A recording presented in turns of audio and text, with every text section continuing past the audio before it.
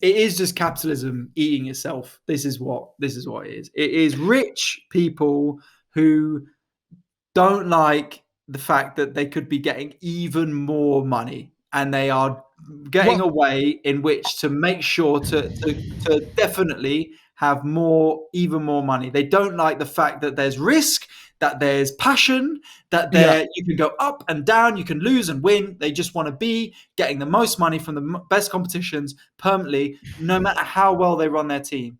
And it's a fucking disgrace for all the fans who care. And I am in one of those teams, and you're in one of those teams who would have been in the Super League. And I I, feel about how badly it would have been for those people who aren't in those teams to just be left to scrap it out for less money, because broadcasters won't be as interested, because the whole world supports these 6 teams more than all of the other 90 whatever teams in the football pyramid the combined. most annoying thing is for both mine and your team is that we haven't been very good over the last 10 years. We've been fucking shite. No, but that's why And it's just so undeserving for how fucking shite we've been. But that's why it would have been good for us. It would have been literally good for our clubs, and that's why our owners were trying to do it, because these American owners who don't want the jeopardy that comes with your team potentially not being in the Champions League. It's a disgrace, and it's sad. And the sad thing for me is now we're at a point where these huge clubs, these institutions that were built from working class backgrounds, and look, not me or you are working class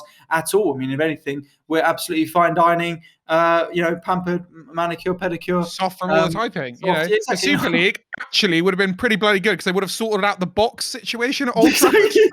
Yeah, exactly. Because to be honest, the catering at those boxes has been absolutely disgrace for a long time, and I would have enjoyed that.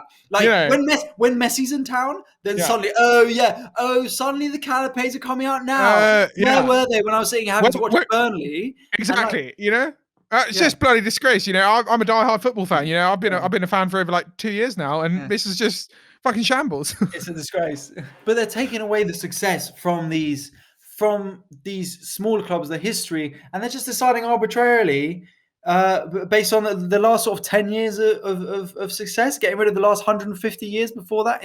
It's a joke, and it's disgrace. And what is wonderful is how well it's been pushed out by the fans through fan protests, through fan uproar. It's really good that they've turned around on this. People slag off things. People have been slagged off things like AFTV and Mark Goldbridge, is it the MUTV guy, and those fan channels. But actually, they've given a lot of power to fans and unionized them in a way that was never before, and have been the absolute driving force behind these over the last at the beginning of the week when it was starting to crumble. Those guys, every single fan channel was streaming basically 24 hours a day, just rallying people and getting, sorting stuff out and sorting protests and, really getting behind it, and managed to unionize the fans in a way that they never could before. Yeah, 100%. And that was good to see. And that was great.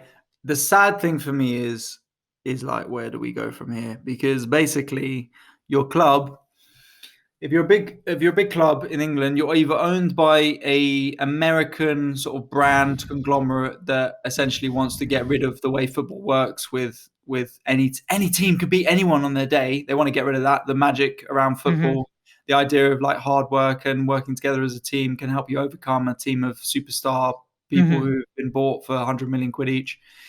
Or you got to do that, you got to have that, or you got to have some sort of Middle Eastern Middle Eastern sport washing, sort of slave ownership, oil merchants who are like, or an oligarch, they're like, we will build the best team. We just care about the football, because ultimately this is just a PR exercise for us. Yeah. We want a team that makes us look really affable and more charming to the West. So they'll look over the stuff that's happening in our country that we're. I feel like Abramovich's cycle has come full circle. That he became the good guy. He broke down. Suddenly, weirdly, like the most likable of these owners. Yeah.